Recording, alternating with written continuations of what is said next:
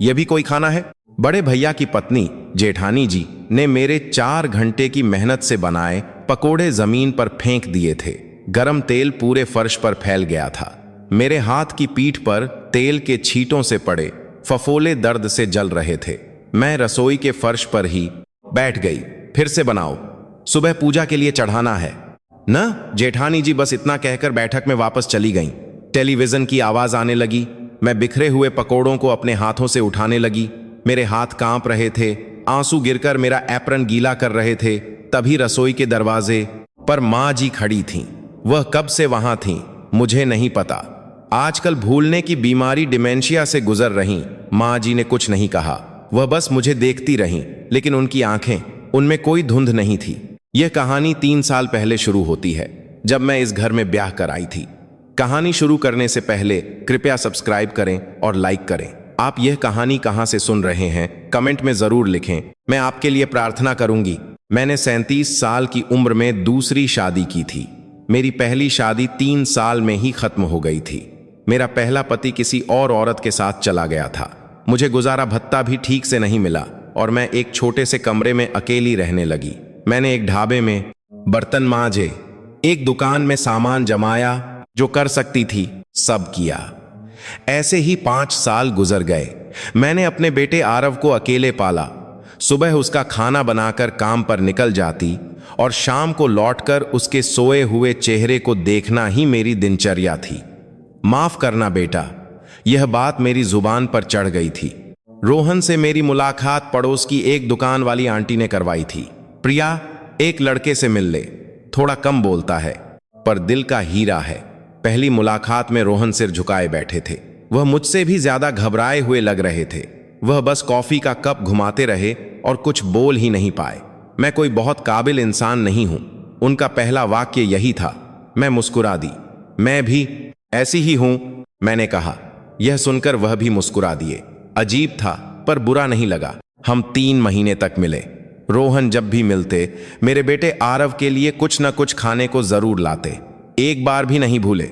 वह बोलते कम थे पर उनके काम में एक सच्चाई थी। और फिर हमारी शादी हो गई। ससुराल में मेरा पहला दिन मैं कभी नहीं भूल सकती। दिल्ली के बाहरी इलाके में 1-2 मंजिला घर था। छोटा नहीं था, एक आंगन था और पीछे एक छोटी सी सब्जियों की क्यारी भी थी। माँ जी दरवाजे पर ही मेरा इंतजार कर रही थीं। आओ प्रिया बेटी, बहुत दूर से आई हो, थक गई होगी। माँ जी ने मेरा हाथ पकड़ लिया। उनके हाथ पतले थे पर गर्मजोशी से भरे थे। मेरी आंखों में आंसू आ गए। सांस शब्द से मुझे डर लगता था, पर माँ जी का चेहरा देखकर मेरी घबराहट थोड़ी कम हो गई। असली मुश्किल तो आगे थी। बैठक में जेठानी जी बैठी थीं। बड़ी बहू मीना, वह मुझसे 5 साल बड़ी थीं। वह सोफे पर पैर चढ़ाकर बैठी थीं और मुझे ऊपर से नीचे तक घूर रही थीं। वह मुस्कुरा रही थीं पर उनकी आंखें नहीं। अरे प्रिया, स्वागत है। हम देवरानी जेठानी बहनों की तरह रहेंगी। उन्होंने कहा तो ऐसा, पर उनकी बातों में अपनापन नहीं था। मैंने कुछ नहीं कहा। दूसरी शादी करके आई थी, पहले ही दिन बहस नहीं कर सकती थी। जेठानी जी ने मेरे कपड़ों को देखते हुए कहा, साड़ी तो सुंदर है, कहां से ली? किसी बागार से खरीदा है क्या? पास बैठे बड़े भैया, उनके पति ने खांसकर उन्हें टोका। जेठानी जी हंस पड़ी। मजाक कर रही हूं, मजाक। मैं भी बस मुस्कुरा दी। शादी के 2 महीने बाद पहली दिवाली आई। दिवाली से एक रात पहले जेठानी जी ने मुझे व्हाट्सएप किया, प्रिया कल पकवान तुम बना लेना। मेरी कमर में बहुत दर्द है, माँ जी को मैं बता दूंगी। मैं सुबह 5 बजे रसोई में पहुंच गई। पकवान की सारी तैयारी रखी थी। आलू के, प्याज के, गोभी के पकोड़े, पूरियां, गुलाब जामुन, बहुत सारा सामान था। मैंने 5 घंटे तक सब कुछ तला। जेठानी जी सुबह 11 बजे नीचे आईं, मेकअप करके, बाल बनाकर, नए कपड़े पहनकर। वह रसोई में आईं और एक पकोड़ा उठाकर खाते हुए बोलीं, अरे वाह प्रिया, तुम्हारे हाथ में तो जादू है। छोटे घर की लड़कियां ये सब अच्छा कर लेती हैं। फिर वह बैठक में जाकर माँ जी के पास बैठ गईं। माँ जी, यह सब मैंने और प्रिया ने सुबह से मिलकर बनाया है। आटा तो मैंने ही गूंथा था। मैं रसोई से यह सब सुन रही थी। आटा मैंने ही गूंथा था। सुबह 5 बजे अकेले। जेठानी जी ने एक उंगली तक नहीं हिलाई थी। मेरा गला भर आया, पर मैं चुप रही। 2 महीने की ब्याही, दूसरी शादी वाली बहू क्या ही बोलती, यही मेरी सोच थी। दिवाली की पूजा के बाद मैं बर्तन धोने लगी। जेठानी जी बैठक में अपनी बेटी रिया को मिले तोहफे दिखा रही थी। मैं रसोई में बर्तन धो रही थी। तेल की चिकनाई आसानी से नहीं जा रही थी। मेरे हाथ पानी में गल गए थे। तभी माँ जी रसोई में आईं। प्रिया। जी माँ जी, थक गई हो तो बता दो। मैंने सिर हिला दिया। नहीं माँ जी, ठीक है, मुझे ही तो करना है। माँ जी कुछ देर वहीं खड़ी रहीं, मेरी पीठ के पीछे चुपचाप। मैं बर्तन धोती रही। मैंने पीछे मुड़कर नहीं देखा। अगर देखती तो रो पड़ती। माँ जी वापस जाते हुए धीमी आवाज में बोली, बहुत मेहनत की बेटा। बस उस एक वाक्य पर मेरे आंसू छलकने ही वाले थे। मैंने बड़ी मुश्किल से खुद को रोका। तब मुझे नहीं पता था कि यह तो बस शुरुआत है, और यह भी नहीं पता था कि माँ जी उस दिन से सब कुछ देख रही थीं। शादी के 1 साल बाद तक एक नियम सा बन गया था, या यूं कहें कि यह जेठानी जी का तय किया हुआ क्रम था। त्योहार की खरीदारी मैं करती थी, पूजा का खाना मैं बनाती थी, माँ जी को अस्पताल ले जाना, घर की सफाई, अचार बनाना, सब मेरी ही जिम्मेदारी थी। जेठानी जी ने कभी साथ नहीं दिया। प्रिया, मेरी कमर में फिर दर्द हो रहा है, बुरा मत मानना, इस बार भी तुम ही कर लेना। शुरू में मुझे लगा कि उनकी कमर में सच में दर्द होता होगा। मैंने उनके लिए दर्द की दवा और बाम भी लाकर दिए। उन्होंने मुस्कुराते हुए ले लिए। शुक्रिया प्रिया। पर उसी हफ्ते मैंने उनका इंस्टाग्राम देखा। वह मॉल में शॉपिंग कर रही थीं, दोस्तों के साथ रेस्टोरेंट में खाना खा रही थीं और नेल आर्ट करवा रही थीं। वही इंसान जो कमर दर्द की वजह से घर का काम नहीं कर सकती थीं। मेरा दिल जल गया, पर मैं कुछ नहीं बोली। अगर बोलती तो मैं ही छोटी बन जाती। माँ जी को महीने में 2 बार अस्पताल ले जाना पड़ता था। उनके घुटनों में तकलीफ थी। गठिया की वजह से ज्यादा चलने पर उनके पैर सूज जाते थे। अस्पताल बस से 4 स्टॉप दूर था, पर माँ जी सीढ़ियां नहीं उतर पाती थीं, इसलिए मैं उन्हें सहारा देकर ले जाती थी। मैं 72 साल की सास को सहारा देकर बस स्टॉप तक ले जाती थी। जेठानी जी के पास गाड़ी थी। बड़े भैया अपने काम पर अपनी गाड़ी से जाते थे और वीकेंड पर गाड़ी जेठानी जी इस्तेमाल करती थीं। उन्होंने एक बार भी माँ जी को अस्पताल नहीं छोड़ा। प्रिया, मुझे शनिवार को रिया को क्लास छोड़ना है, तुम माँ जी को ले जाना। हर बार यही होता था। रिया की क्लास गाड़ी से 10 मिनट दूर थी और अस्पताल में 1-2 घंटे लग जाते थे।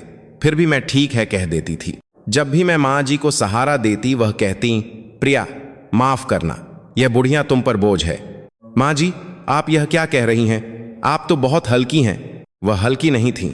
मेरी भी कमर में दर्द होता था, पर मैंने यह बात कभी नहीं कही।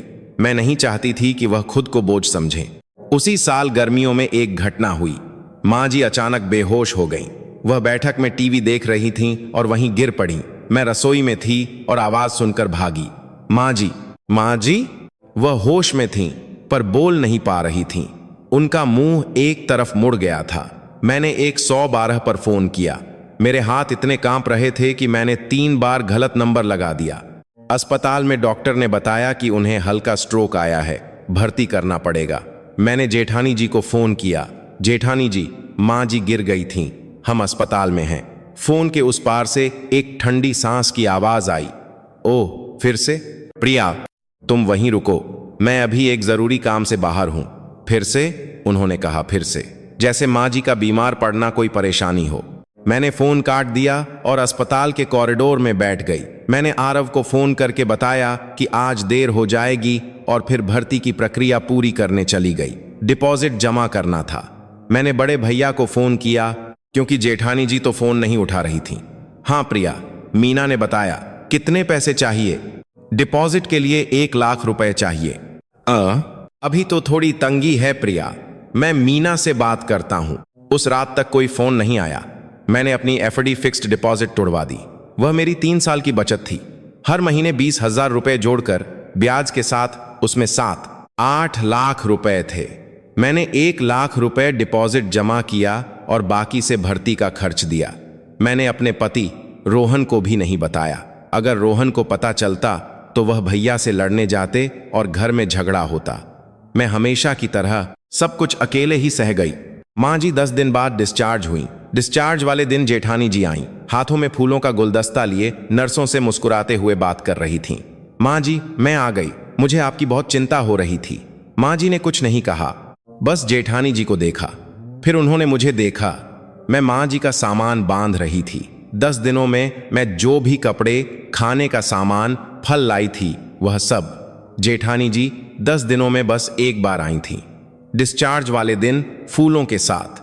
अस्पताल की लॉबी में जेठानी जी ने जोर से कहा, माँ जी, मैंने बाहर गाड़ी लगा दी है, आपको आराम से घर ले चलूंगी। नर्सें मुस्कुराते हुए बोलीं, आप बहुत अच्छी बहू हैं। मैं माँ जी के पीछे सामान का थैला उठाए खड़ी थी, किसी ने मुझे नहीं देखा, यही मेरी जगह थी हमेशा। उसी रात माँ जी अपने कमरे में आराम कर रही थीं। मैं रसोई में उनके लिए दलिया बना रही थी, कद्दू का दलिया, उन्हें बहुत पसंद था। दलिया चलाते हुए मैं सोच रही थी, एफडी तुड़वाने की बात किसे पता चलेगी? किसी को नहीं, कोई पूछता ही नहीं है। मेरे आंसू निकल आए। मैं अपनी बेइज्जती पर नहीं रो रही थी, नहीं अन्याय पर। मैं इसीलिए दुखी थी कि किसी को मेरी परवाह ही नहीं थी। तभी पीछे से कदमों की आहट आई। माँ जी रसोई के दरवाजे पर खड़ी थीं, अपनी छड़ी के सहारे। डिस्चार्ज हुए कुछ ही घंटे हुए थे और वह उठ गई थीं। माँ जी, आप क्यों उठीं? आपको लेटे रहना चाहिए। मैं दौड़कर उनके पास गई। मैंने उन्हें सहारा देने के लिए हाथ बढ़ाया। माँ जी ने मेरा हाथ पकड़ लिया और वह मेरे हाथ को ध्यान से देखने लगी। बर्तन धोकर गले हुए, तेल से जले हुए, खुरदरे हाथ। माँ जी ने मेरे हाथ को अपने दोनों हाथों से थाम लिया। प्रिया, अस्पताल का बिल तुमने दिया है ना? मेरा दिल रुक सा गया। माँ जी, वो नर्स बता रही थी, मरीज की देखभाल करने वाली रोज आती थीं, भर्ती का बिल भी उन्होंने ही दिया। मैं कुछ नहीं बोल पाई। माँ जी की आंखों में आंसू थे। मीना बस एक बार आई, फूलों के साथ। तुम 10 दिन आई, अपनी एफडी तोड़वाकर। माँ जी, कोई बात नहीं, ये तो मेरा फर्ज था। फर्ज जैसी कोई चीज नहीं होती। उन्होंने मेरा हाथ नहीं छोड़ा। प्रिया, मैं सब याद रखूंगी। यह कहते हुए माँ जी की आंखें, वह धुंधली आंखें नहीं थीं, वह गहरी, साफ और कुछ ठान लेने वाले इंसान की आंखें थीं। मैं उस वक्त उनकी आंखों का मतलब नहीं समझी, मुझे बहुत बाद में समझ आया। माँ जी में बदलाव उसी साल पतझड़ में शुरू हुए। पहले तो छोटी छोटी बातें थीं। उन्होंने टीवी का रिमोट फ्रिज में रख दिया। फिर वह एक ही दिन में 2 बार दही ले आईं। माँ जी, दही तो आप कल लाई थीं। अच्छा, मैं लाई थी? उन्होंने हैरानी से पूछा। मैं हंसकर बोली, कोई बात नहीं, दही तो काम आ ही जाएगा। पर धीरे धीरे बात बढ़ने लगी। वह मेरा नाम पुकारते पुकारते रुक जाती। प्रिया। क्या नाम था? छोटी बहू। मेरा दिल बैठ गया। मुझे डर लगने लगा कि कहीं माँ जी मुझे भूल तो नहीं रही। वह कभी कभी बर्तन धोते धोते बीच में ही खड़ी हो जाती, कहती कि वह भूल गईं कि क्या करने वाली थीं। मैंने रोहन से कहा, सुनिए, माँ जी की जांच करवानी पड़ेगी। रोहन का चेहरा उतर गया। डिमेंशिया। यह शब्द मुंह से निकलते ही घर का माहौल बदल गया।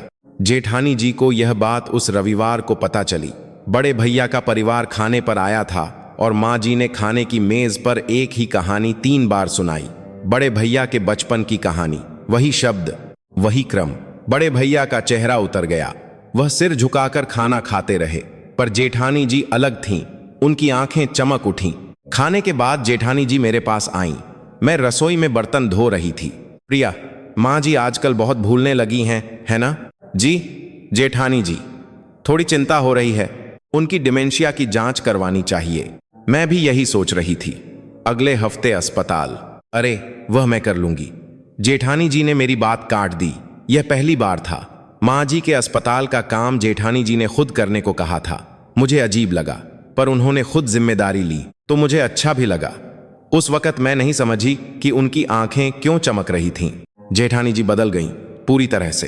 पहले वह हफ्ते में एक बार मुश्किल से आती थीं, अब वह हर दूसरे दिन आने लगीं।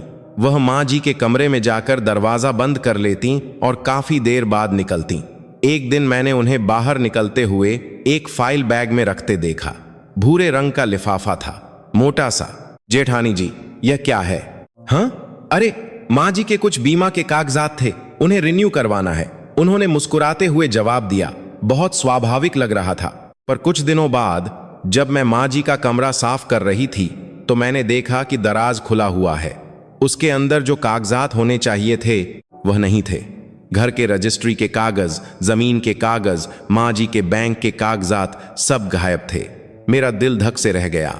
कहीं जेठानी जी का असली रूप अब सामने आने लगा था। जैसे जैसे माँ जी का भूलना बढ़ने लगा, जेठानी जी ने मेरे सामने दिखावा करना बंद कर दिया। ए प्रिया। उन्होंने मुझे ए कहकर बुलाना शुरू कर दिया। पहले तो प्रिया जी कहती थीं, माँ जी को दवाई नहीं दी, रोज का काम है, यह भी नहीं होता तुझसे। जेठानी जी, मैंने सुबह ही दी थी। झूठ मत बोल, माँ जी कह रही हैं कि उन्होंने नहीं खाई। माँ जी ने खाई थी पर वह भूल गई थीं। पर जेठानी जी मेरी बात नहीं मान रही थीं, या यूं कहें वह मानना ही नहीं चाहती थीं, बस बहाना ढूंढ रही थीं। माँ जी के सामने वह अब भी अच्छी थीं। माँ जी, आज क्या खाने का मन है, मैं बना दूंगी। और फिर रसोई में आकर मुझसे कहती, प्रिया, माँ जी क्या खाना चाहती हैं? अच्छा, शाही पनीर बना देना। खुद पूछकर आती और बनाने को मुझे कहती। हर बार एक दिन निर्णायक था। मैंने जेठानी जी और बड़े भैया को बैठक में बात करते सुना। मैं रसोई में रात का खाना बना रही थी और दरवाजा थोड़ा खुला था। सुनिए जी, माँ जी का डिमेंशिया बढ़ता जा रहा है। हम उन्हें ऐसे अकेले नहीं छोड़ सकते। कोई हादसा हो गया तो क्या करें? मैं एक अच्छे वृद्धाश्रम, ओल्ड एज होम का पता करती हूँ। मेरा दिल डूब गया, मेरे हाथ रुक गए। और वह जो 2 मकान हैं, माँ जी की हालत ऐसी रही तो हमें उनका कानूनी अभिभावक बनना पड़ेगा। हम बड़े बेटे हैं तो यह हमारा ही हक है। मीना, यह क्या थोड़ा? अगर जायदाद छोटी बहू के हाथ लग गई तो? प्रिया दूसरी शादी करके आई है, न जाने कहां से आ गई है और हमारे घर की जायदाद ले जाएगी। नन जाने कहां से आ गई है, मैं नन जाने कहां से आ गई हूं। 3 साल से हर सुबह उठकर इस घर को संभालने वाली, हर त्योहार पर अकेले पूजा का खाना बनाने वाली, माँ जी को सहारा देकर अस्पताल ले जाने वाली, अपनी एफडी तुड़वाकर बिल भरने वाली, एक बार भी शिकायत न करने वाली, मैं नन जाने कहां से आ गई हूं। मैंने प्लेट नीचे रख दी, मेरे हाथ कांप रहे थे, गुस्से से नहीं, दुख से। उस रात मैंने रोहन को सब कुछ बता दिया, रोते हुए। जेठानी जी की बातें, वृद्धाश्रम की योजना, जायदाद के कागजात का गायब होना, सब कुछ। रोहन ने सब सुना और कुछ देर चुप रहे। फिर उन्होंने धीरे से फोन उठाया। भैया, रोहन की आवाज बहुत गंभीर थी। मैंने ऐसी आवाज पहले कभी नहीं सुनी थी। भाभी ने मां के जायदाद के कागजात लिए हैं? फोन के उस पार से भैया ने कुछ कहा। रोहन ने अपने जबड़े भींच लिए। भैया, मुझे जायदाद नहीं चाहिए, पर मां वृद्धाश्रम नहीं जाएंगी। और भाभी ने प्रिया से जो कहा, भैया यह सही नहीं है। मैं पास बैठी आंसू पोंछ रही थी। रोहन ने फोन रखा। प्रिया, हम माफ करना, मुझे यह बहुत पहले करना चाहिए था। मेरे पति ने मुझे गले लगा लिया। शादी के बाद पहली बार मुझे लगा कि यह इंसान मेरे साथ है। पर एक अजीब बात हुई।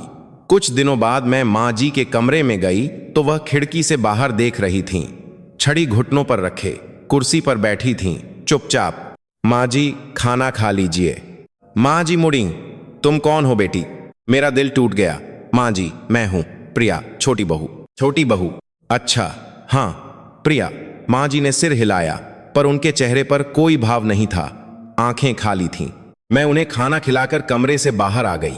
दरवाजा बंद करते हुए मेरे आंसू निकल आए। माँ जी मुझे नहीं पहचानती। 3 साल से हर पल उनके साथ रहने के बाद यह बात इतनी क्यों चुभ रही थी? वह मेरी सास ही तो थीं, खून का रिश्ता तो था नहीं, पर उनका मुझे भूल जाना ऐसा था जैसे दुनिया ही खत्म हो गई हो। मैं कॉरिडोर में बिना आवाज किए रोती रही, लेकिन यह बात मुझे बहुत बाद में पता चली। उस दिन मेरे दरवाजा बंद करने के बाद माँ जी ने कुछ और किया था। वह कुर्सी से उठी थीं, बिना छड़ी के सहारे। उन्होंने दराज से एक छोटी डायरी निकाली। उसमें बहुत कुछ लिखा हुआ था, तारीख, समय, जेठानी जी की कही बातें, जेठानी जी द्वारा लिए गए कागजातों की सूची, जेठानी जी ने मुझसे जो कहा वह सब कुछ। फिर उन्होंने डायरी वापस रखकर कुर्सी पर बैठकर वही खालीपन वाला चेहरा बना लिया। माँ जी एक दिन भी, एक अक्षर भी नहीं भूली थीं। पूजा का त्योहार नजदीक आ रहा था। मैंने 10 दिन पहले से तैयारी शुरू कर दी। मैंने बाजार से सब्जियां, दालें, आटा, तेल, घी सब कुछ खरीदा। दोनों हाथों में जितना उठा सकती थी उठाकर 3 बसें बदलकर घर आई। मैंने जेठानी जी को मैसेज किया, जेठानी जी इस बार पूजा की तैयारी बांट लें क्या? सीन पर कोई जवाब नहीं। 2 घंटे बाद जवाब आया, प्रिया तुम ही कर लो ना, मेरी कमर में मोच आ गई है। मुझे हौंसी आ गई, असली हौंसी नहीं, बल्कि यह समझकर कि अब कोई उम्मीद रखना ही बेकार है। ठीक है, मैंने जवाब दिया। पूजा से 1 दिन पहले की रात थी। मैं सुबह 4 बजे उठी, रसोई में जाकर बत्ती जलाई। मैंने सब्जियां काटी, आटा गूंथा, तेल चढ़ाया और पकोड़े तलने शुरू किए। 5 घंटे तक आलू, प्याज, गोभी, पनीर, पालक 4 बड़ी थालियों में ढेर लग गया। तेल मेरे हाथों पर उड़ उड़कर आ रहा था। हाथ पर पहले से ही जलने के 2 निशान थे। मैंने उन पर पट्टी बांधी और काम करती रही। 9 बजे के करीब मैंने सब्जियां बनाई। 5 तरह की सब्जियां। अकेले मेरी पीठ अकड़ गई थी। कमर सीधी करने पर दर्द होता था। 11 बजे मैंने खीर चढ़ाई। दोपहर 2 बजे जेठानी जी आईं। अरे प्रिया, तुमने तो इतना सब बना भी लिया। वह रसोई में आते ही अपना फोन निकालने लगीं। खाने की तस्वीरें खींचने लगीं, इंस्टाग्राम पर डालने के लिए। कैप्शन: हमारे घर पूजा की तैयारी, श्रद्धा से भरपूर। हमारे घर हम कौन थे? मैं एक शब्द नहीं बोली। जब कहने को बहुत कुछ हो तो कुछ नहीं कहा जाता। असली बखेड़ा शाम को हुआ। जेठानी जी रसोई में आईं और थाली से एक पकोड़ा उठाकर खाया। फिर उन्होंने मुंह बनाया। प्रिया, यह क्या है? क्या हुआ? इतना तेल भरा है इसमें, पकौड़े सारे नरम हो गए हैं। मैंने पकौड़ों को देखा। वे ठीक थे, कुरकुरे बने थे। 5 घंटे तक आंच संभाल संभाल कर तले थे। जेठानी जी, ये तो ठीक लग रहे हैं। मेरी बात पूरी भी नहीं हुई थी। जेठानी जी ने थाली उठाई और उसे फर्श पर फेंक दिया। छन्न! स्टील की थाली फर्श से टकराई। पकोड़े चारों तरफ बिखर गए। गरम तेल फर्श पर फैल गया। कुछ बूंदें मेरे हाथ पर आ गिरी। मैं जल गई। जहां पट्टी बांधी थी ठीक उसके बगल में चमड़ी लाल होकर सूज गई। ये पकौड़े हैं या पोछा? जेठानी जी मुझे घूर रही थीं। मैं फर्श पर बैठी थी। कब बैठ गई मुझे नहीं पता। मेरे पैरों में जान ही नहीं बची थी। मैंने बिखरे हुए पकोड़ों को देखा। 5 घंटे, सुबह 4 बजे से बनाए हुए पकोड़े, तेल से हाथ जलाकर, कमर तोड़कर, पैर सुजाकर, फिर भी एक एक पकोड़ा प्यार से बनाया था। वह सब फर्श पर था। फिर से बनाओ, सुबह पूजा में चढ़ाना है। जेठानी जी बस इतना कहकर बैठक में चली गईं। टीवी की आवाज आने लगी, किसी कॉमेडी शो के ठाके। मैं फर्श पर बैठकर पकौड़े उठाने लगी अपने हाथों से। वे गर्म थे, तेल लगा था। जले हुए पर तेल लगने से दर्द हो रहा था, पर मैं रुक नहीं सकती थी क्योंकि कल पूजा के लिए पकौड़े नहीं थे। आंसू गिरने लगे बिना आवाज के। अगर जेठानी जी सुन लेती तो फिर डांट पड़ती। मेरा एप्रन आंसुओं से भीग गया। मैं ऐसी जिंदगी क्यों जी रही हूं, यह ख्याल मेरे दिमाग में घूमने लगा। मैं हर बार चुप क्यों रह जाती हूं, एक शब्द क्यों नहीं कह पाती। मैं फर्श पर बैठकर यह सब क्यों उठा रही हूं। यह गुस्सा नहीं था, यह गुस्से से भी ज्यादा खतरनाक एहसास था। हार मान लेना, यही मेरी जिंदगी है। यह सोचते ही मुझे बहुत डर लगा। तभी रसोई के दरवाजे पर किसी की आहट हुई। मैंने ऊपर देखा। माँ जी खड़ी थीं। भूलने की बीमारी के बाद उनका रात में घूमना कोई नई बात नहीं थी। वह कभी कभी बाथरूम जाने के लिए उठतीं और बैठक तक आ जाती थीं। माँ जी ने कुछ नहीं कहा, वह बस खड़ी रहीं दरवाजे पर मुझे देखती हुई। मैंने जल्दी से आंसू पोंछे। माँ जी, आप सोई नहीं, जाइए कमरे में जाइए। माँ जी नहीं हिलीं। मैं उठी और उन्हें सहारा देकर कमरे तक ले गई। कंबल उठाया, पानी पिलाया और सो जाइए माँ जी कहकर बाहर आ गई। दरवाजा बंद करते हुए मैंने आखिरी बार माँ जी का चेहरा देखा। उनकी आंखें, वे धुंधली नहीं थीं। उस वक्त भी बात आई गई हो गई। मैं इतनी थक गई थी कि उनकी आंखों के बारे में सोचने की हिम्मत नहीं थी। मैं वापस रसोई में आई और फिर से पकौड़े बनाने लगी। सुबह 2 बजे तक। आलू, प्याज, गोभी, पनीर। शुरू से मेरे हाथ कांप रहे थे। जले हुए पर फिर से तेल गिरा। इस बार मेरे मुंह से हल्की सी चीख निकल गई। मैंने उसे दबा लिया। सुबह 3 बजे मैंने आखिरी पकोड़ा थाली में रखा। रसोई साफ की और हाथ धोए। ठंडे पानी में हाथ डालते ही जले हुए हिस्से में जलन होने लगी। हाथ की पीठ लाल होकर सूज गई थी। 2 फफोले पड़ गए थे। तभी पीछे से कदमों की आहट आई। रोहन थे, शायद नींद खुल गई थी। वह सूजी हुई आंखों से रसोई में आए। प्रिया, अभी तक सोई नहीं? कितने बज गए? उनकी बात रुक गई। उनकी नजर मेरे हाथ पर टिक गई। 3 जले हुए निशान, 2 फफोले, पूरी पीठ लाल। ये क्या है? कुछ नहीं, थोड़ा तेल गिर गया। ये थोड़ा है? तुम्हारा हाथ ऐसा क्यों हो रहा है? रोहन ने मेरा हाथ पकड़ा, बहुत धीरे से। जले हुए हिस्से को बचाने के लिए बस उंगलियों को पकड़ा। मैंने कहा, मैं ठीक हूं, हमेशा की तरह। यह भाभी ने किया है ना? मैं जवाब नहीं दे सकी। मैंने सिर झुका लिया। रोहन कुछ देर चुप रहे, फिर वह मेरे सामने जमीन पर बैठ गए, रसोई के फर्श पर, घुटनों के बल, और मेरे हाथ को अपने दोनों हाथों में ले लिया। माफ करना। रोहन की आवाज कांप रही थी। मैं कायर था, भाभी को कुछ नहीं कह सका, भैया से भी डरता रहा। तुम्हारी यह हालत होने दी। मैं रो पड़ी। मैं खुद को रोक नहीं सकी। 3 साल का सारा दर्द बाहर आ गया। मैं जोर जोर से रोई। रसोई में सुबह के 3 बजे रोहन ने मुझे गले लगा लिया। अब और सहने की जरूरत नहीं है, मैं सब देखूंगा। उनकी बात सच्ची थी या नहीं मुझे नहीं पता, पर उस पल मुझे लगा कि कोई मेरे साथ है। बहुत दिनों बाद मैं गहरी सांस ले पाई। कुछ दिनों बाद जेठानी जी का मैसेज आया, प्रिया, माँ जी का 70वां जन्मदिन मैं मनाऊंगी, तुम लोगों को आने की जरूरत नहीं है। माँ जी आजकल भीड़ में घबरा जाती हैं, आने की जरूरत नहीं है। सास के 70वें जन्मदिन पर छोटे बेटे के परिवार को आने की जरूरत नहीं है। मैंने रोहन को दिखाया। रोहन का चेहरा सख्त हो गया। भाभी हमें बाहर रखना चाहती हैं, लग तो यही रहा है। क्यों? शायद माँ जी के सामने कुछ करना चाहती हैं। हमारी गैर मौजूदगी में जायदाद की बात होगी, अभिभावक बनने की बात होगी। हमारी गैर मौजूदगी में माँ जी से किसी कागज पर अंगूठा लगवाना चाहती होंगी। रोहन ने फोन उठाया। भैया। हाँ रोहन, जन्मदिन की पार्टी। हम भी। वो मीना कह रही थी। भैया, माँ का 70वां जन्मदिन है, छोटा बेटा नहीं आएगा तो माँ क्या सोचेंगी? फोन के उस पार भैया कुछ देर चुप रहे।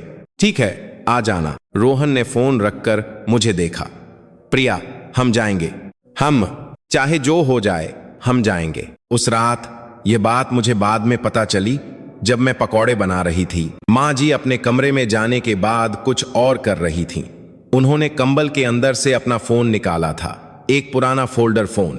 उन्होंने एक नंबर मिलाया, एक नंबर जो उन्हें याद था। हेलो, पॉड डुरुसाइम वकील साहब। हाँ लक्ष्मी जी, इस वक्त वसीयत पर काम आगे बढ़ाइए। जी, जन्मदिन की पार्टी में ही। मैडम, क्या आप सच में? आज मैंने पक्का कर लिया, अब और इंतजार नहीं करना। माँ जी की आवाज में कोई लड़खड़ाहट नहीं थी। और मानसिक स्वास्थ्य का सर्टिफिकेट तैयार है? जी मैडम, डॉक्टर की रिपोर्ट के साथ नोटरी हो चुका है। शुक्रिया। माँ जी ने फोन काट दिया और छत को देखते हुए कहा, अकेले खाली कमरे में? प्रिया, बस थोड़ा और सब्र कर ले, यह माँ सब कुछ चुका देगी। मैं उस वक्त रसोई में रो रही थी, रोहन के गले लगकर। मुझे नहीं पता था कि माँ जी यह कह रही थीं, मुझे बहुत बाद में पता चला। जन्मदिन की पार्टी पास के एक रेस्टोरेंट में रखी गई थी। जेठानी जी ने कहा था कि तैयारी उन्होंने की है, पर असल में बड़े भैया के कार्ड से पेमेंट हुई थी और रेस्टोरेंट वाले को बस एक फोन किया गया था। सजावट, बैनर सब रेस्टोरेंट ने ही किया था। फिर भी जेठानी जी दरवाजे पर खड़ी होकर मेहमानों का स्वागत कर रही थीं। साफ सुथरी क्रीम रंग की साड़ी, नए बाल, गले में मोतियों का हार, जैसे यह उनकी ही पार्टी हो। अरे आइए, माँ जी का 70वां जन्मदिन है, मैंने ही तैयारी की है। मैं पीछे थी। रोहन माँ जी की व्हीलचेयर चला रहे थे और मैं उनके घुटनों पर शॉल डाल रही थी। आरव पास में दादी का हाथ पकड़े खड़ा था। जेठानी जी ने हमें देखा और हल्का सा मुंह बनाया, जैसे कह रही हों, आ गए? अरे प्रिया, आ गई? माँ जी का ध्यान रख रही हो ना? लोगों के सामने वह फिर से आप पर आ गई। जी जेठानी जी, मैंने सिर झुका लिया। बस आज का दिन सह लो, माँ जी की पार्टी है। रेस्टोरेंट के अंदर काफी लोग थे, मोहल्ले के बड़े बुजुर्ग, बड़े भैया के दफ्तर के लोग, जेठानी जी की सहेलियां। 7 टेबलें लगी थीं। माँ जी को मुख्य टेबल पर बिठाया गया। वह चुप थीं, उनकी आंखें आधी बंद थीं और सिर थोड़ा झुका हुआ था। आजकल वह अक्सर ऐसा करती थीं। डिमेंशिया बढ़ने के साथ उनकी प्रतिक्रिया धीमी हो गई थी। कम से कम सब यही सोचते थे। जेठानी जी ने माइक पकड़ा।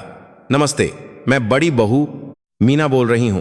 आज मेरी सास के 70वें जन्मदिन पर हमने यह आयोजन किया है। जेठानी जी की आवाज पूरे हॉल में गूंज रही थी, आत्मविश्वास से भरी आवाज। मेरी सास ने पूरी जिंदगी परिवार के लिए कुर्बान की है। मैं भी एक बहू के तौर पर हमेशा उनकी आभारी हूं और उनकी सेवा करने की पूरी कोशिश करती हूं। मेहमानों ने तालियां बजाईं। मैं कोने की एक टेबल पर बैठी थी। मेरे हाथ कांप रहे थे, गुस्से या दुख से नहीं, खालीपन से।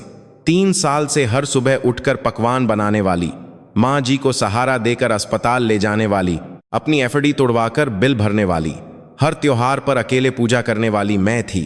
पर आज तालियां जेठानी जी के लिए बज रही थीं। जेठानी जी के भाषण के बाद खाना शुरू हुआ। लोग खा पी रहे थे, हंस रहे थे। तभी जेठानी जी उठीं और बड़े भैया के पास गईं। उन्होंने कुछ फुसफुसाया। बड़े भैया ने सिर हिलाया। जेठानी जी ने फिर से माइक पकड़ा। 1 मिनट, मैं कुछ और कहना चाहती हूँ। हॉल में शांति छा गई। मेरी सास की तबीयत आजकल ठीक नहीं रहती, इसीलिए हम बड़े बेटे बहू अब उनकी और करीब से देखभाल करना चाहते हैं। और करीब से देखभाल, मैं इसका मतलब समझ गई। जायदाद का प्रबंधन अब वे अपने हाथ में लेना चाहते थे। यह कानूनी अभिभावक बनने का पहला कदम था। मां जी की जायदाद के मामले में भी हम तभी बस करो, एक आवाज आई, धीमी पर साफ और मजबूत। मां जी थी। हॉल में सन्नाटा छा गया। चम्मच गिरने की आवाज भी सुनाई दे रही थी। मां जी अपनी जगह से उठ रही थीं। रोहन ने सहारा देने की कोशिश की, पर मां जी ने हाथ से रोक दिया। वह अकेले उठी, बिना छड़ी के। उनकी पीठ सीधी थी। मां जी, आप बैठ जाइए, मैं। जेठानी जी दौड़कर जाना चाहती थीं, पर मां जी ने कहा, वहीं रुको। जेठानी जी रुक गईं। मां जी की आवाज में तलवार की धार थी। मैंने सांस रोक ली। मैंने मां जी की आंखों को देखा। वे साफ थीं, जैसे कोहरा छोंट गया हो। उनमें कोई धुंध नहीं थी, कोई उलझन नहीं थी। पिछले कुछ महीनों से मैं जो खाली आंखें देख रही थी वे नहीं थीं। वे दुनिया की सबसे साफ आंखें थीं। शायद जेठानी जी ने भी देख लिया। उनके चेहरे से मुस्कान गायब हो गई। मां जी धीरे धीरे जेठानी जी की तरफ बढ़ी, एक एक कदम, बिना छड़ी के। ये 72 साल की महिला के कदम नहीं थे। ये मजबूत, भारी और इरादे से भरे कदम थे। वह जेठानी जी के सामने खड़ी हो गईं। मीना जी। मां जी। जेठानी जी मुस्कुराईं। आदत से मजबूर, लोगों के सामने हमेशा मुस्कुराना। तुमने सोचा मैं सच में भूलने लगी हूं। हॉल की हवा जम गई। हाँ, मेरा भूलना, नाम भूल जाना, एक ही बात दोहराना, सब नाटक था। जेठानी जी का चेहरा सफेद पड़ गया। उनकी लिपस्टिक लगे होंठ खुल गए। मां जी, आप यह क्या कह रही हैं? अगर मैं ठीक रहती तो तुम अपनी असलियत कैसे दिखाती? मेरा दिमाग धुंधला होता, तभी तो तुम्हारा असली चेहरा सामने आता। इसलिए मैंने नाटक किया। मां जी की आवाज नहीं कांपी। एक एक शब्द कील की तरह चुभ रहा था। मेहमानों में कानाफूसी शुरू हो गई। मां जी, लोगों के सामने यह सब, लोगों के सामने ही करना है, ताकि सब सुने कि तुमने क्या क्या किया है।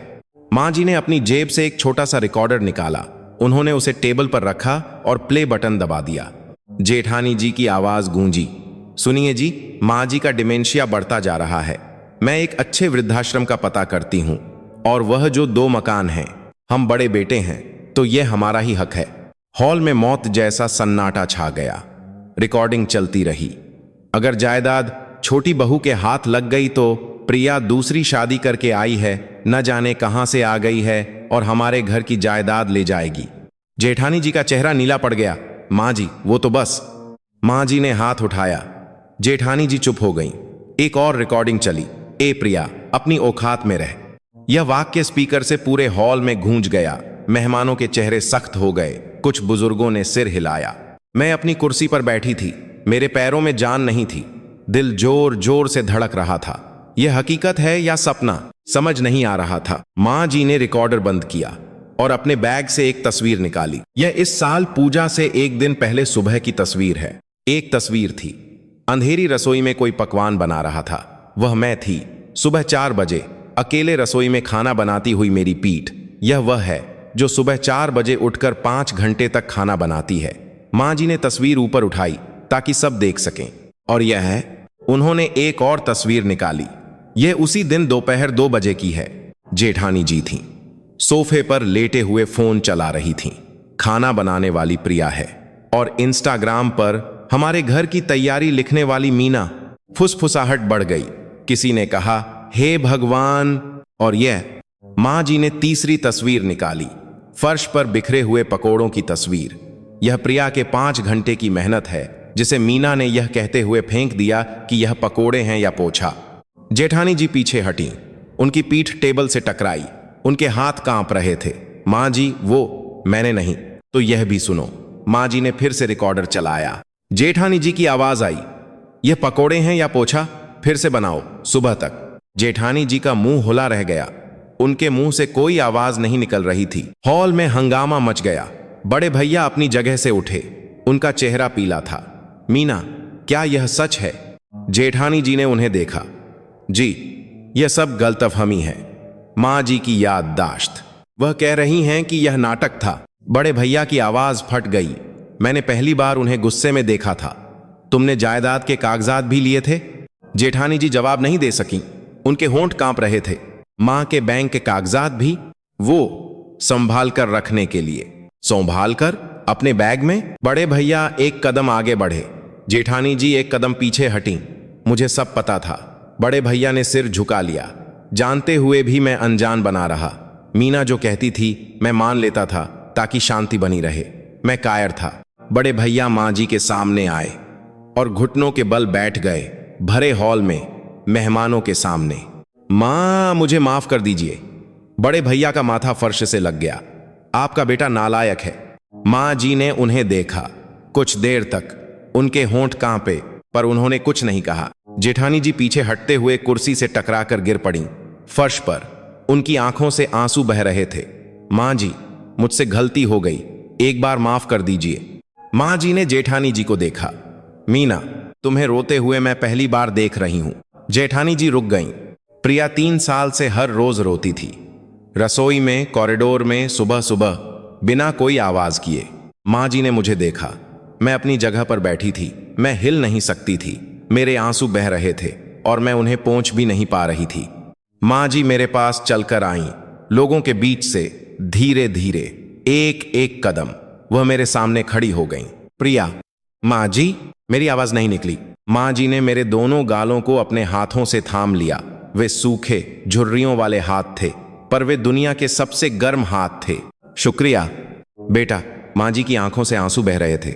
मैं सब देख रही थी। सुबह तुम्हारा खाना बनाना, मुझे सहारा देकर अस्पताल ले जाना, अपनी एफडी तोड़वाकर बिल भरना, हर त्योहार पर अकेले पूजा करना, सब। मैंने एक दिन भी तुम्हें अनदेखा नहीं किया। मैं रो पड़ी जोर जोर से।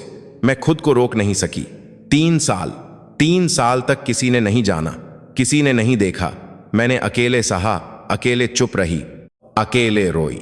पर मां जी देख रही थीं, पहले दिन से, एक दिन भी चूके बिना। मां जी ने मुझे गले लगा लिया, भरे हॉल में, मेहमानों के सामने। 72 साल की सास ने 40 साल की बहू को गले लगाया। अब और मत रोना। उस एक वाक्य पर मेरे 3 साल का बांध टूट गया। मैं मां जी के कंधे पर सिर रखकर रोती रही। रोहन पास में अपने आंसू पोंछ रहे थे। आरव मम्मी कहकर मेरा हाथ पकड़ रहा था। एक बुजुर्ग मेहमान ने आंसू पोंछते हुए कहा, असली बहू तो ये है, गुलदस्ते लाने वाली नहीं। मां जी ने मुझे छोड़ा और अपनी जगह पर वापस गईं। उन्होंने बैग से कुछ कागजात निकाले, एक सफेद लिफाफा। यह मेरी वसीयत है। हॉल फिर से शांत हो गया। वकील साहब। हॉल के कोने से एक सूट पहने हुए आदमी खड़ा हुआ। मुझे नहीं पता था, पर मां जी ने वकील को भी बुलाया था। वकील आगे आए। श्रीमती लक्ष्मी देवी की वसीयत 6 महीने पहले नोटरी हो चुकी है। मानसिक स्वास्थ्य का सर्टिफिकेट और डॉक्टर की रिपोर्ट भी संलग्न है। जेठानी जी उठ खड़ी हुई। मानसिक स्वास्थ्य सर्टिफिकेट? एक डिमेंशिया के मरीज की वसीयत मान्य नहीं होती। वकील ने शांति से जवाब दिया, सर्टिफिकेट के अनुसार श्रीमती लक्ष्मी देवी की मानसिक क्षमता में कोई कमी नहीं है। उन्हें डिमेंशिया होने का कोई प्रमाण नहीं है। जेठानी जी के पैर कांपते हुए दिखे। मां जी ने कहा, 2 मकानों में से एक और सारी जमीन छोटी बहू प्रिया के नाम होगी। हॉल में हलचल मच गई। बाकी एक मकान बड़े बेटे विक्रम के नाम होगा। मीना का नाम कहीं नहीं है। जेठानी जी फर्श पर बैठ गईं, जैसे उनमें उठने की हिम्मत ही न बची हो। मां जी प्लीज। मीना। मां जी ने उन्हें देखा। जो कागजात तुम ले गई थीं, वे सब बेकार हैं। मैंने नए बनवाकर नोटरी करवा लिए हैं। जेठानी जी ने सिर झुका लिया। उनके कंधे कांप रहे थे। मां जी ने आखिरी बात कही, मैंने अपनी दोनों बहुओं को देखा है। 3 साल तक। कौन मेरा असली परिवार है, यह धुंधली आंखों से भी दिख जाता है। रेस्टोरेंट से बाहर निकलते हुए मां जी ने मेरा हाथ पकड़ लिया। वही हाथ, सूखे झुर्रियों वाले, 72 साल की उम्र वाले हाथ। मैंने भी उनका हाथ थाम लिया। हम साथ साथ चले, रेस्टोरेंट के बाहर की गली में। प्रिया, माफ करना। मां जी, आप क्यों माफी मांग रही हैं? यह सब और जल्दी ना कर सकी। नहीं मां जी, आप तो बिना छड़ी के भी अच्छा चल रही हैं। इस बात पर मां जी हंस पड़ी। मैंने उन्हें पहली बार ऐसे हंसते देखा था। एक सुकून भरी हंसी। छड़ी भी तो नाटक का हिस्सा थी। क्या? घुटनों में दर्द तो है, पर इतना नहीं कि छड़ी लेनी पड़े। मीना के सामने ज्यादा बीमार दिखना था, तभी तो उसकी असलियत सामने आती। मैं रुक गई और हंस पड़ी। रोते रोते हंस पड़ी। मां जी भी हंसने लगी, आंसू पोंछते हुए। गली में शाम की ठंडी हवा चल रही थी। मां जी ने मेरा हाथ कसकर पकड़ लिया। प्रिया, अब से आराम से जीना। इस बात पर मेरे आंसू फिर छलकने वाले थे। मैंने बड़ी मुश्किल से खुद को रोककर कहा, जी माँ जी। जन्मदिन की पार्टी को एक हफ्ता बीत गया। जेठानी जी का उस दिन के बाद से कोई फोन नहीं आया। बड़े भैया उन्हें लेकर चले गए थे। रेस्टोरेंट से निकलते हुए जेठानी जी ने पीछे मुड़कर नहीं देखा। सिर झुकाए, कंधे सिकोड़े, वह बड़े भैया के पीछे पीछे चल रही थीं। मैंने जेठानी जी को ऐसे कभी नहीं देखा था। अजीब बात थी, मुझे सुकून नहीं मिला। मुझे लगा था कि मुझे बहुत अच्छा लगेगा। 3 साल तक जो सहा था उसका बदला मिला। पकोड़े फेंकने वाली रात, अपनी औकात में रह वाली बात, न जाने कहां से आ गई वाली बात। एक बार तो मुझे खुश होना ही चाहिए था, पर ऐसा नहीं हुआ। जेठानी जी की जाती हुई पीठ को देखकर मेरे मन में बस एक ही ख्याल आया, वह भी दुखी होंगी। 10 दिन बाद बड़े भैया का फोन आया, रोहन के पास। रोहन, मिलना है। रोहन भैया से मिलकर आए। 2 घंटे बाद लौटे तो आंखें सूजी हुई थीं। भैया ने क्या कहा, वह और भाभी अलग रह रहे हैं, शायद तलाक हो जाएगा। क्या? भैया कह रहे थे कि भाभी को काउंसलिंग के लिए कहा है। भैया ने बताया कि मीना को अपने मायके में कभी प्यार नहीं मिला, हमेशा अपनी बड़ी बहन से पीछे रहीं, माँ बाप से कभी तारीफ नहीं मिली, इसीलिए ससुराल में वह हर हाल में नंबर 1 रहना चाहती थीं। जायदाद हो या प्यार, सब में। मैं चुपचाप सुनती रही। मैंने पहली बार जेठानी जी के मायके की कहानी सुनी थी। माँ जी जन्मदिन के बाद बदल गईं, या यूं कहें अपने असली रूप में वापस आ गईं। उन्होंने छड़ी छोड़ दी। उनकी बातों में वही पुरानी तेजी और आंखों में वही पुरानी चमक लौट आई। प्रिया, आज बाजार चलें? अब वह मुझे बुलाती थीं। बाजार में वह मेरा हाथ पकड़कर चलती थीं। हम साथ साथ चलते थे। एक शाम हम रसोई में थे। मैं बर्तन धो रही थी और माँ जी पोंछ रही थीं। अब से साथ में करेंगे। उस एक वाक्य पर मेरी आंखों में आंसू आ गए। 3 साल तक सब कुछ अकेले किया था। जी माँ जी, हम साथ में खड़े थे। 2 लोग थे तो काम जल्दी खत्म हो गया। माँ जी ने मेरे कंधे पर हाथ रखा। प्रिया, तू सच में मेरी बेटी है। मैं सिर झुकाकर रो पड़ी। बेटी नहीं, देवी है। माँ जी ने मजाक किया। नहीं माँ, बेटी हूं। हम दोनों हंस पड़े। रोहन भी बदल गए। अब वह हर काम में मेरा हाथ बौंटाते। 3 साल तक तुमने अकेले किया, अब मेरी बारी है। हमारा बेटा आरव भी अब हमारी मदद करता। पापा, आज मैं मदद करूंगा। आधा साल बीत गया। एक दिन बड़े भैया आए। वह दरवाजे पर ही खड़े रहे। माँ जी ने उन्हें अंदर बुलाया। माँ, मीना ने काउंसलिंग शुरू कर दी है। मैं एक अच्छा पति नहीं था, पर वह बदलने की कोशिश कर रही है। माँ जी ने कहा, विक्रम, जब मीना बदल जाए तब वापस आना। मैं उसे माफ नहीं कर सकती, क्योंकि उसने प्रिया के साथ बहुत बुरा किया है। जिस दिन वह खुद प्रिया से माफी मांगेगी, उस दिन मैं सोचूंगी। बड़े भैया ने सिर झुका लिया। शुक्रिया माँ। माँ जी ने उन्हें खाना खिलाया। जाते हुए बड़े भैया ने मुझसे कहा, प्रिया, मुझे माफ कर देना, मैं भी गुनहगार था। माँ जी का 73वां जन्मदिन था। कोई बड़ी पार्टी नहीं थी, बस हम 4 लोग थे।